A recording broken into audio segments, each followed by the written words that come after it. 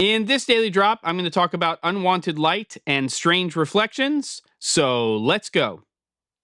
All right, everybody, it is another day, in fact, here in the barn, and while I'm still wearing the same exact, should we call it outfit, like I did on the East Coast when I was growing up, outfit that I did yesterday, I'm doing that on purpose because I'm trying to keep things as close to the same as they were for the last episode, where I talked about the idea of bouncing light off of a gray instead of a white fabric to use as a key light. And it seems to be a little polarizing. There was some great engagement on the episode and some feedback. In fact, that's why this monitor is here right now, because I have some other episodes that I need to do where I do some tests with gray, with white, and maybe a couple of other things in terms of where I position this.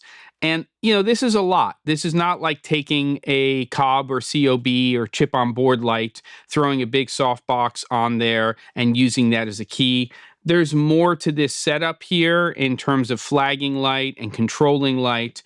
And rightfully so, one of the viewers made a comment that when my hand started to move in the frame, that I was getting different light levels than in my previous episodes. And that's because of a couple of reasons. One, of course, I have a big 6.5 foot by 7.5 foot source, which is part of the problem. But the real problem is when my hand gets to a certain place here on the desk, I'm actually catching the key light source, the source of my key, which is that PAVOSLIM 120C, and it's basically crossing over there. So it's kind of doing some weird things.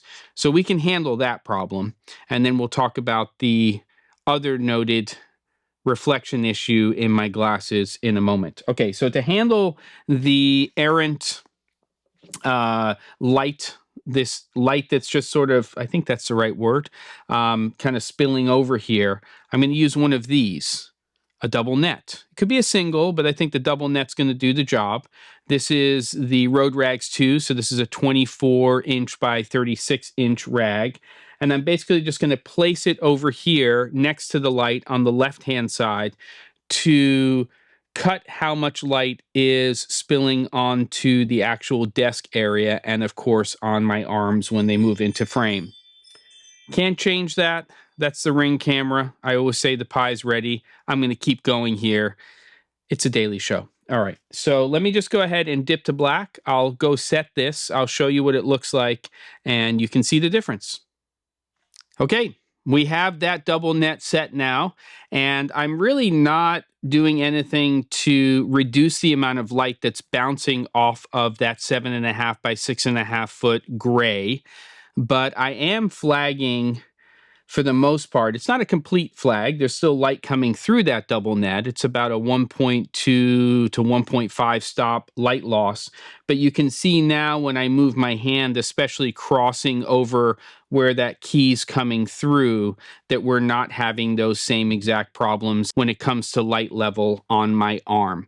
So that's solving that problem over there in terms of that issue.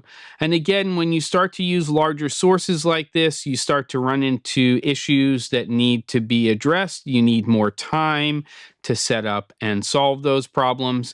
The other comment was that in the corner of my glasses, there's sort of a strange reflection that's coming off of this bounce here from the gray.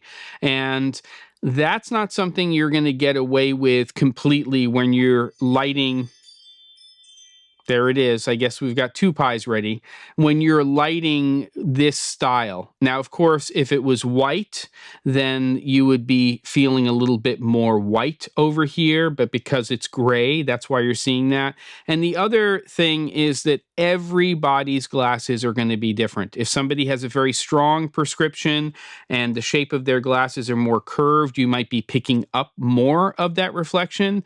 I have glare coating on my glasses. Mine happens to be more skewed towards green. There are ones that are more bluish or purplish, and you would see that. I purposely get the green coating because I think that it is less of a problem when I'm doing stuff to camera, and it's just so much more obvious when it's that blue or that purplish tint when it is reflecting off of the glasses. But this is not a problem that you're going to get away from completely when you're using big sources. Now, what I'm thinking about doing is taking this frame here, meaning the actual gray, and changing its direction to be more on an angle, which may help a little bit with that problem because I'm not going to get that bounce coming straight here. And then, of course, we'll do some tests with white. I have a 6x6 magic cloth that I can use and bounce off of that, which I think will be a good comparison to this. The magic cloth is and has a little bit more of a sheen. This gray fabric here is very, very flat, so I may or may not use that, but I think it's just the idea of comparing with a white bounce and a gray bounce in terms of that. And yes, I read that comment about this not being somebody's cup of tea. Again, with the daily drop, it's not always about how you should do something, but it's about experimenting and seeing what the result is if you did something. And that doesn't mean that I'm now gravitating towards using gray as my bounce or as a key light on a regular basis, but it's good to try things. It's good to experiment and see what the result is. I can see this working in certain situations. I have been in production environments where people are extremely sensitive to light, and that's where things like book lights and lighting this way can make a big difference. It doesn't mean it needs to be gray, and of course we want to get the most light out of our fixtures, but I do find that this style of lighting in general, and even with white, tends to be less sourcey than when you're using direct lighting.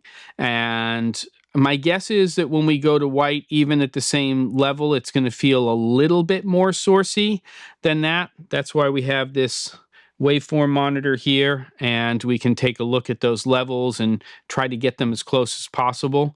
That's other episodes this week. For now, don't forget to and I'll see you on the next episode of The Daily Drop.